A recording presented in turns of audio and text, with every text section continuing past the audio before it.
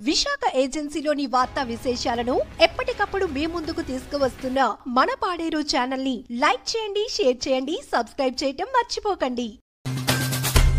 మన పాడేరు న్యూస్ ఛానల్కు స్వాగతం. అల్లూరి సీతారామరాజు జిల్లా పాడేరు ఉత్తరాంధ్ర జిల్లాల ఆరాధ్య దేవత మన్య ప్రజల ఇలవేల్పు శ్రీ శ్రీ శ్రీ మోదుకొండమ్మ అమ్మవారిని ఆదివారం అధిక సంఖ్యలో భక్తులు దర్శించుకున్నారు.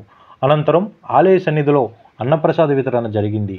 ఈరోజు జరిగిన అన్నప్రసాద కార్యక్రమానికి హైదరాబాద్ వాస్తవ్యులు శ్రీకాంత్, హారిక, యక్షిత, సాయి, వర్షిత వారి సహకారంతో ఆలయ కమిటీ ఆధ్వర్యంలో అన్నదానం జరిగింది.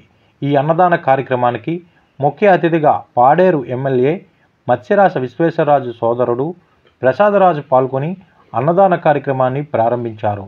సుదూర ప్రాంతాల నుంచి అమ్మవారి దర్శనానికి వచ్చిన భక్తులకు, పర్యాటకులకు ఈ అన్నదానం ఎంతగానో ఉపయోగపడుతుందని ఆనందం వ్యక్తం చేస్తున్నారు.